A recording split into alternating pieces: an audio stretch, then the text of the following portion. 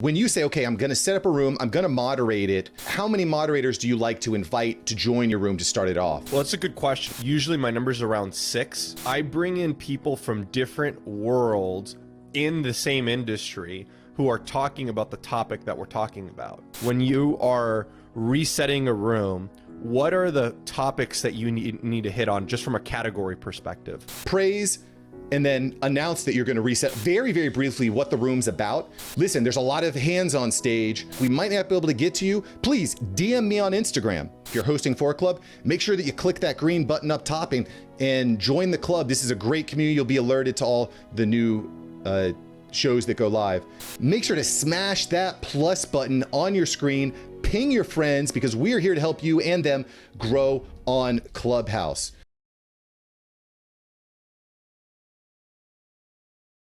What is up? Welcome to a live collaboration session here on how to get the most value on Clubhouse as a moderator. Really excited about this topic. My name's Mark Savant. I host the After Hours Entrepreneur. And today we're joined here as well by Julian Espinosa. Julian Espinosa over at Growth Hackers. What is up, Growth Hacker community? What is up, After Hours Entrepreneurs? Listen, you're getting a backstage pass. We're trying something a little bit different today. And doing a live collaboration session, we're going to be going deep on how to moderate the best room in Clubhouse. So let me ask you, let's start off the conversation here, Julian, with me asking you a question. Why is Clubhouse moderating important, and why is that part of your main strategy right now in 2021? That's a great question. So the first thing is, hopefully, if you're interested in this topic, you're doubling down on Clubhouse. To you, Clubhouse is where you need to be and where you want to spend your time. If that's where you're at, then this is going to be the episode for you. So let's just first clarify that. If you don't know what Clubhouse is and you aren't convinced of Clubhouse, go back to Clubhouse, explore it a little bit further, read what Clubhouse has done for other people, and then come back to this episode, because this is a 3.0. This is an advanced tutorial on what to do when you are ready to double down on Clubhouse. So that's a precursor to this. So if you're ready to go, Mark and I are going to talk specifically about how to double down on Clubhouse and how to mod a room, which is really important. So the first thing, Mark, you asked is, why are you going to moderate a room and what's the point? So if you've done your research, one of the best ways to grow on Clubhouse is appearing on stage. Now, you're limited to who can bring you up and in what stage you can be brought up to. So the best is when you host your own party, right? Because then everyone knows it's your house, and in Clubhouse, everyone knows it's your room because you sit on Clubhouse at the top left portion of the screen at the very, very top. So everyone knows it's your room and everyone knows you're the host, and you can control the room.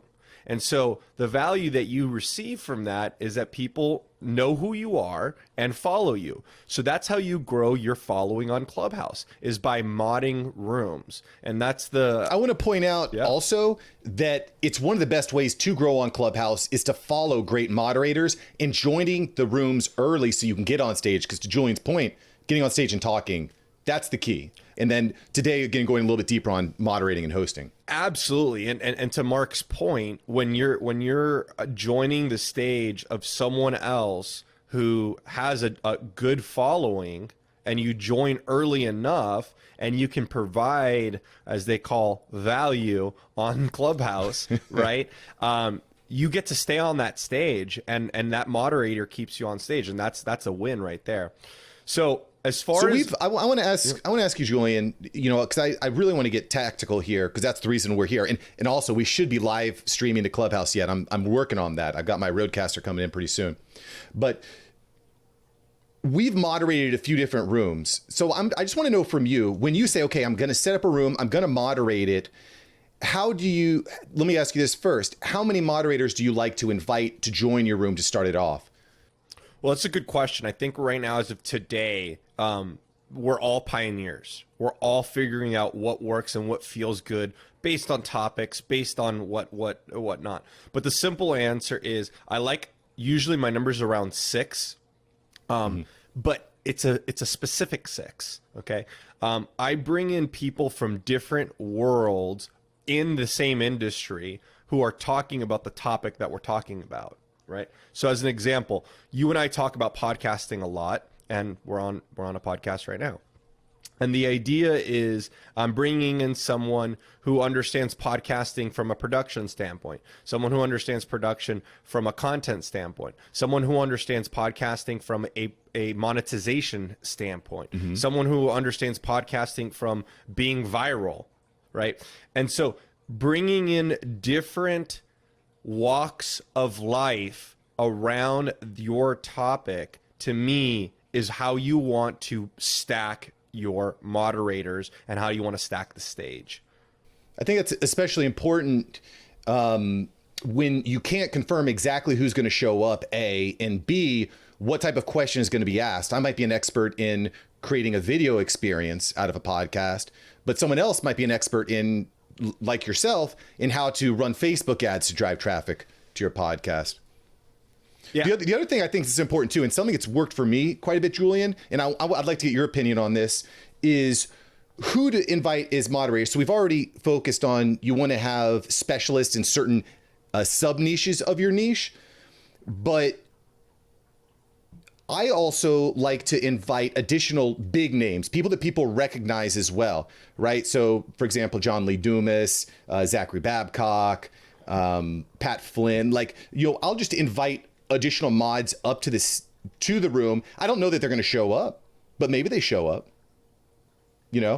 So what are your thoughts on that, on inviting extra maybes? So I'll just give you an example. Last week, John Lee Dumas showed up for about 20 minutes and helped co-moderate with us, popped in for 20 minutes and then bounced. I had a similar experience with Sean Cannell. Sean Cannell came into a room for about a half hour. The week before that, Michael Stelzner popped in the room. So I'm kind of conflicted, because at the same time, you don't want to have a room with 12 to 16 moderators generally, right? Agreed. I think the cat's out of the bag, right? When Elon Musk showed up, he broke Clubhouse, right? And so the simple answer is, unfortunately, we as a society right now, we currently have agreed by showing up in our attendance that when there is a big name that we are interested in, we join in further and we bring in more people. So to your point, it's a great strategy if you want to bring in the numbers as well. Well, it's also important that when John Lee Dumas joins that room, and then when I invite him, when he comes up onto the stage, it's going to ping. It's going to send an alert out to all of his followers. That's 10,000 people that now know, oh, JLD is in a room. Maybe I'll check in. So from a pure reach standpoint, that's important to having a successful large room, if that's what you want. 100%. And I want to offer that let's talk for just a brief second on how we can do that, because a lot of people are like, well, I don't know anyone famous. I don't know anyone who has a big following. And so the way to do that is, you've already listened and you've already said you've doubled down on Clubhouse. Double down even further. Build relationships. Be in rooms a lot. The first 2 weeks I was on Clubhouse, I was on it every waking second. Now I've struck a better balance. I know some people, but the idea is you have to double down on Clubhouse to meet those opportunities, to find and connect with those great people. Yeah, 100%. And going back to the number one way to grow on Clubhouse, and I'm assuming if someone's listening at this point, they understand that Clubhouse is an important platform, right? But in order to be successful on Clubhouse, you need to get on stages. That's level one. You need to speak. You absolutely must speak. Julian, this is with every single platform. You have to create. If all you're doing is consuming, you're not actually making a dent. You're not actually building an audience. You're not building your brand. You're not building your personal position, your resume. So yeah, moderating's big. So here's another question. We're still talking about inviting, who to invite. Do you only add moderators that have confirmed that they will be there, or do you send out invites and say, hey, I've invited you to moderate. Do you want to join? How do you do that? It's a good question. So I think every situation is a little different, and there's sort of an art to some of the stuff that we're talking about. Yes, there's a lot of it. There's a science and there's a way to do it, but there's a little bit of art. I'll give you an example. Last night I hosted a room on LinkedIn. I had about 6-7 people who are going to be moderators, and about 2 or 3 of them didn't show up just because life got in the way. And we had pretty much, right when we started, we had 2 moderators, myself and someone else. And then what happened was a few people joined the room, and we didn't have any action for a while. And we were just having a conversation. We were just talking. Eventually, another moderator joined. Eventually, another moderator joined. So we had about 4. But in that time, 2 people who joined were providing a lot of value in the conversation. And so what I found was that they were able to really offer something to that topic. So as they built trust with me by speaking and providing value, I in turn rewarded them with a moderator tag, even though they weren't on my original panel to moderate this room. So the simple answer is, I think you should be a little flexible. If someone who is offering a lot of value drops in, I think they should potentially be rewarded with that green little moderator tag. And this, I've actually done the same thing, Julian, because I like to generally have 4 to 6 moderators on stage. Okay. And that can change. Again, listen, there's different ways, there's different sizes, there's different cadences, there's different types of rooms. But generally in the rooms that I'm running, it's more of like a Q&A, come up, ask your specific question, grow your podcast, grow your YouTube, grow your Clubhouse experience. So I generally like to have 4 to 6 mods, and sometimes moderators don't show up. They're late, they got to leave early, that sort of thing. So, and this kind of brings you back to the beginning. I think that for me, following great moderators and great hosts on Clubhouse is very important, because there's this moment when you first host your own room, and everyone out there, if you haven't hosted a room yet, you're going to feel this. You host your own room and it's just you. It's just you and the internet. And there's this kind of this uncomfortable feeling where you want to bring people up on stage. The first people that jump on stage, I keep it wide open. Everyone hop on stage, hop on stage. If you hop on stage early in one of my rooms and you are showing that you know what you're talking about, there's a chance you could be promoted to mod. So that's something like, for example, Mr. Beast. I follow Mr. Beast, not because I want to join a room with 10,000 people in it, but if he has a quick pop-up room and I can hop in there, there's a chance I can get a quick chat in. I actually know someone who got a job with Mr. Beast using that strategy. Wow. So following the great mods, and honestly, as a good mod, so this is a good segue here, Julian.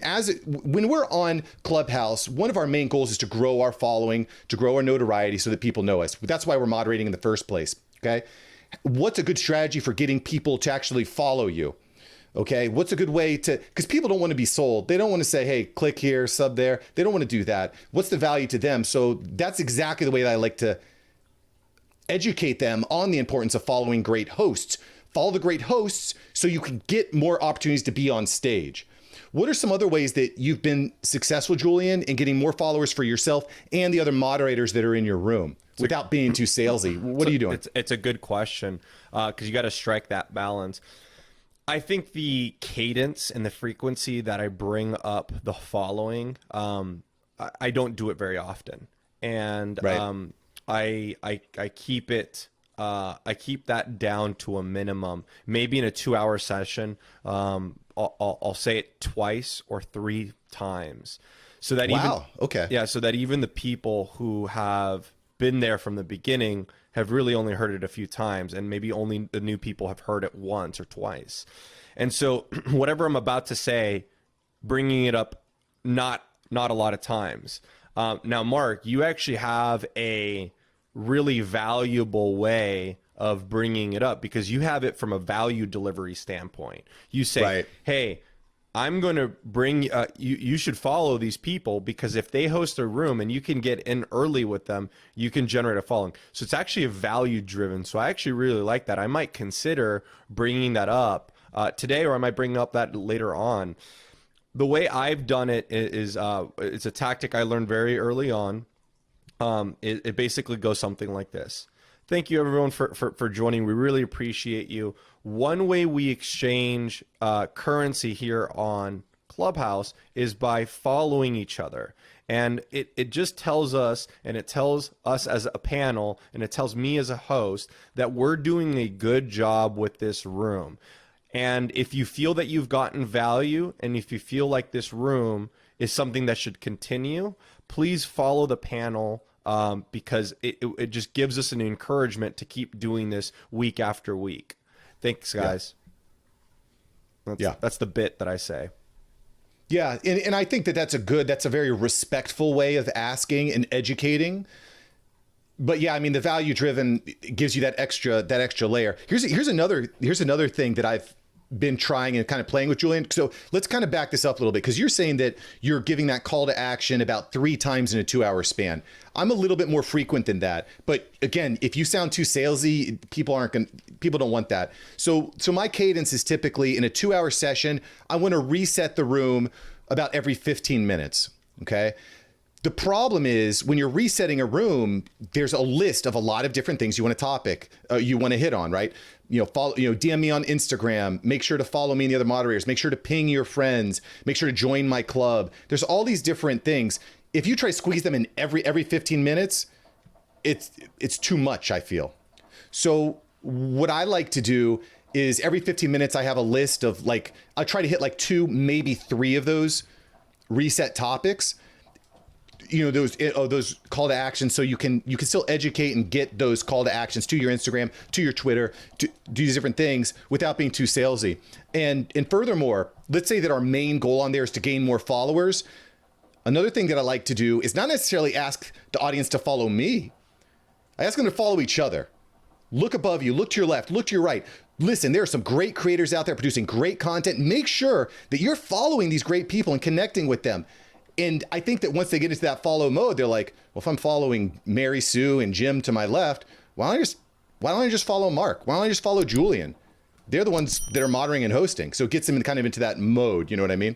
Yeah, you're taking the pressure off. Hey, I'm not selling you on me. I'm selling you on, hey, there's probably people to your left, to your right that are around there. And then that scaffolding and that foundation creates an environment for them. Well, let me go follow the other people. So I think that's wonderful. And it's really interesting. You're refreshing the room every 15 minutes. It's definitely an interesting tactic. I think there's no right or wrong answer here right now. I think right now what it comes down to, we're all pioneering our own strategies and what works for us. For me, I really, really avoid being that salesy guy. And I've generated a following. I think your numbers are higher than mine, and higher. And there's everyone who I probably share stages with are much higher than me. But I just focus on creating connection and creating really organic opportunities for myself. But I think, to your point, I could probably do a little bit better by increasing my frequency and then rotating the topics that I am refreshing the room. So Mark, can we hear from you when you are resetting a room? What are the topics that you need to hit on just from a category perspective? Awesome. Great question. So I'll always start it by praising someone on the stage that just said something. Okay. Clubhouse, I think, is really about reciprocating positivity. So I'll say, wow, Julian, that's a fantastic question. I always appreciate your insights on stage. So listen, I'm going to quickly reset the room. Okay. So that's the first half. Praise, and then announce that you're going to reset or refresh. So what you're saying is a solid transition from what just ended. Exactly. Because let's talk about what resetting or refreshing, however you want to call it. Let's talk about what that actually is. That's bringing the conversation back to why everybody is there.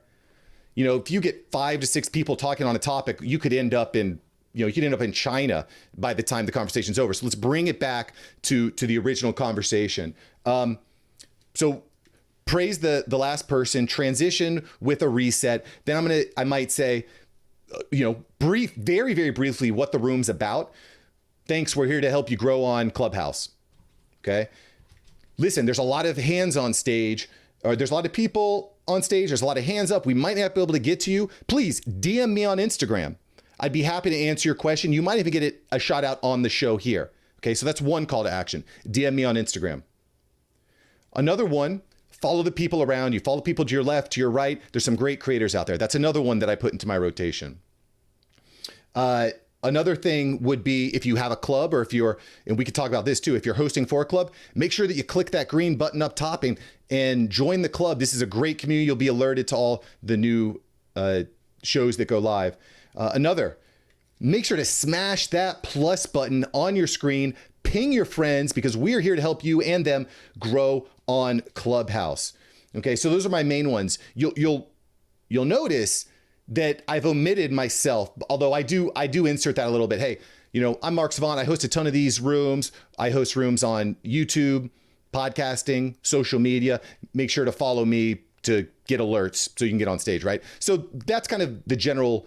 Those are, I think, the main 5 to 6. I also have more notes here. That's another thing I would encourage everyone. If you are going through that, you definitely want to have a notepad based on some key topics. So if you ever get stuck as a moderator, okay, I can always revert back to these 5 or 6 different topics. Absolutely. So and it's funny, last night was definitely an example of that. The conversation was getting stale and I didn't have a good transition or anything. I didn't have another good topic. And luckily I had written down a note of a question I wanted to ask one of the moderators, and I went and used that question. So absolutely having that little notepad. But thanks for sharing those topics on how to reset a room. I usually, from my end, I keep it pretty limited. Like I said, I'm only resetting a few times. It was based on advice I was getting. The first time I hosted a room, I think I was resetting more frequently, and I got the feedback that for the people who had been there long, they were sort of complaining. And it's just sort of that, how do you strike that balance? Do you think there's sort of like, it is what it is? Well, they need to understand that new people are coming in all the time. A Clubhouse room is like, people are in and out all the time. Right. You have to reset the room. You have to remind people why they're there and who you are. That's important. It has to happen. So let's start talking tactical here. Let's shift gears on. Now we are in a room, we're moderating, we've got our panel speaking, things are going down. What are some tactics you use when the conversation starts not to go in the right direction? So obviously the reset is an option. Reset it. One of the difficult things as a moderator or a host is, when do I cut people off? How do I cut people off? So there's different tactics to do this, but I'll say, and I'd love to hear yours, because this is not something I perfect. This is a tricky balance. One of the things that I do is I'll unmute my mic. And I'll just kind of leave it open so that person that's talking is hopefully looking at the screen and knows, okay, Mark has something to say. He's unmuted his mic. That could also be a good tell as to when other moderators have something to say, is when they're unmuting their mic. Not to be confused with clapping. Not to be confused with clapping. So that's one tactic, because it really feels bad for everyone when you cut someone off in the middle of something they're saying. What about you? How are you kind of shifting the focus back to the topic? It's a good question. I think the first step is you open up the mic. And if they aren't getting the picture when you open up the mic, then you start using words. You start to say, okay, understood. What do you mean by open up the mic? So you mean open up your mic? Yeah, you open up your mic, right? And so if they haven't gotten the picture that's what you're trying to do, you're trying to talk, then you start dropping in words, right? And you start sort of like, okay, I hear what you're saying, right? And that should be a signal to them. If I like that you agree with them. That's a good way of not agreeing. It's just holding space for them that you've acknowledged them.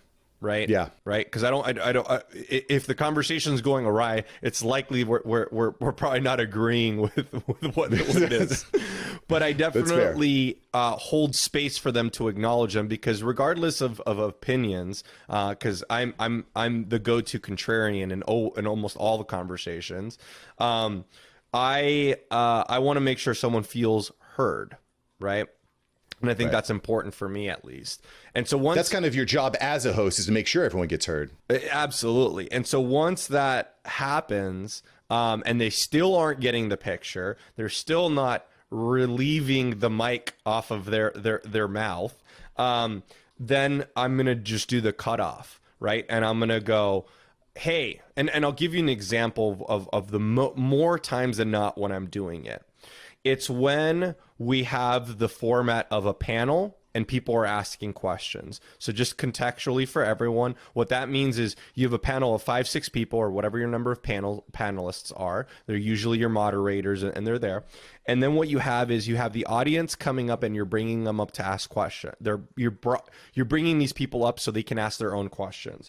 Usually what happens is at some point, someone who's been brought up, who's not up next, tends to jump into the conversation. Tends to jump in and take the conversation in a different direction, or asks a question when it's not their turn.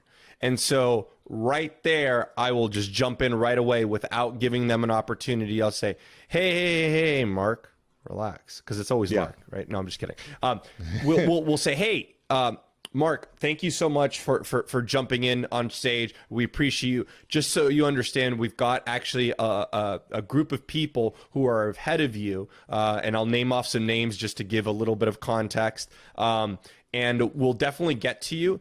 If you feel that you need to talk about something really important and it's critical to the conversation, please go to my Instagram and shoot me a DM right now, and we'll address it if it needs to be addressed in this moment. But thank you for joining up. And all right, let's move over to Holly. Holly, please ask your question, and then I'll transition right there. That's a good way of transitioning, because the reality is when that person starts, they're cutting in line. It's like someone cutting in line at the cafeteria, right? It may feel good for that person. It doesn't feel good for the 3 to 4 to 5 people that got cut, but it depends on the type of room. Some rooms are free flowing where it's like anyone and everyone come on stage. And I've seen some hosts be successful with that. But again, I think when you're trying to run, to your point, like a Q&A seminar style, you as the host, you need to control the conversation and cut in sometimes. I was in a room the other day that it was that style. Someone that just jumped on stage, they cut like 5 people and they just started talking, and the host didn't say anything. But I had been in the room for a while and I was engaging with people. So I actually said something. I was like, look, Holly, that's a great question, but like we're in the middle of answering John's question right now. Can we come back to you in just a moment? And I offer that someone may have a bite of information that's absolutely critical to that question. And that's why I hold space for them by saying, you can shoot me a DM. And usually, Mark, it's only happened once that someone's actually came back and sent me a DM where it was a valuable nugget. Most of the time, it's just they're interrupting because they got excited, they weren't sure, they didn't understand the format, or they just wanted to sell something, right? Or they want exactly. And so usually that is my barrier. My barrier is go to my DM, shoot me one, and if it's something critical, we will bring it up, and I will bring it up. Yeah. And I think that's a good way. I think you have to do that as a host, because you're not going to make everyone happy all the time. I made a post on this on just the other day that, on the way up, you want to try to spread love and build up as many people as you can, but some people are just not going to like you for that. So you just got to brush the haters off. I got one more for you. I want to see how you handle this. How do you handle McJohns who keeps asking questions upon their questions and keeps taking it so narrow that it's not valuable to the audience? How do you handle someone like that? I do exactly what you just said. Say, hey, John, so I'm going to take it a level further. A lot of times those questions that they're asking, I've already answered before on my YouTube channel. So what I'll say is, hey, Johnny McJohn, I love that question. That comes up quite a bit. Shoot me a DM on Instagram. I have a video specifically catered to you on my YouTube channel. I'll send it to you and you can check it out. And honestly, that guerrilla style kind of like hand-to-hand combat has been successful for me both on Clubhouse and on Facebook groups. But that's why I love YouTube. I can record a video. It's there forever. And people keep asking the same questions. Here's a YouTube video. And that kind of guerrilla, again, that hand-to-hand style combat has really been effective in growing my channel because I'm addressing those specific frequently asked questions. Love that. I mean, it's absolutely critical because you get that McJohn dude who just keeps asking questions upon question upon question upon question. At some point, you have to take them off. And here's what I do because I don't have a robust YouTube channel as of yet. I'm building mine up.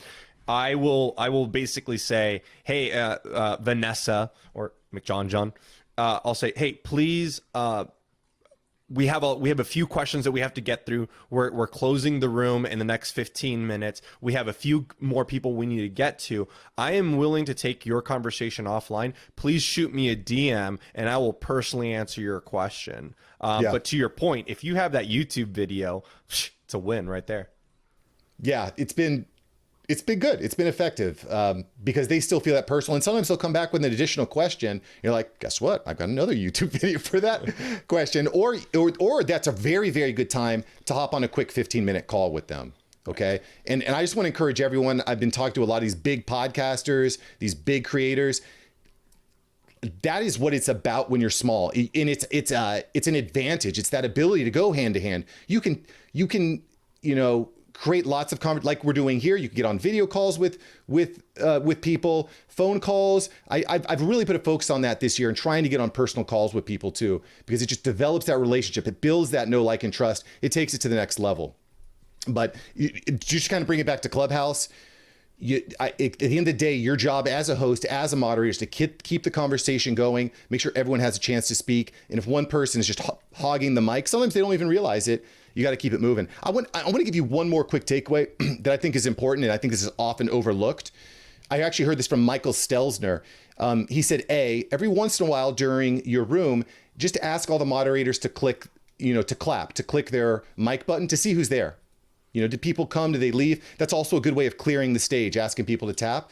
And what you can do if you know all the moderators are active in there and are there, as you're processing questions from the audience, and this is something you brought up at the very beginning of our conversation, when you're going to have experts in various fields. When a question comes up and someone says, hey, how can I run paid ads for my podcast? I could say, that's a great question. Julian over here is not very outspoken, and he's maybe a little bit more quiet. He doesn't want to compete for the mic against all these egos that are on stage.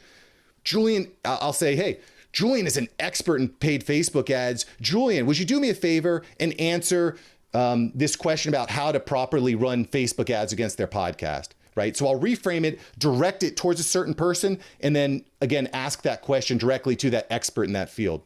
I absolutely love that. I think that tactic that I saw you do in your rooms, I saw it on one of your Saturday rooms. I started implementing that. So thank you for putting that out there and putting out those good vibes, because that is a tactic that I'm starting to use, is by helping some panelists who aren't the most talkative and aren't the most outspoken, and giving them and holding space for them. I think that makes a lot of sense. Yeah.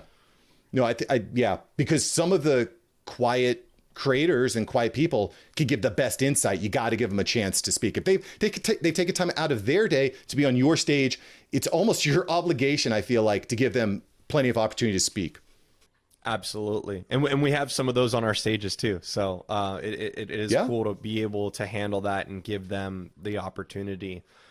This has been great, Mark. My last bit of information is, and I share this all the time, it doesn't matter what channel you're on, be intentional of why you're doing what you're doing, right? And be thoughtful about what you're doing. So if you are going to start modding on Clubhouse and you're going to start putting rooms together, be deliberate as to why you're doing it, and start working with the community and start working with great moderators.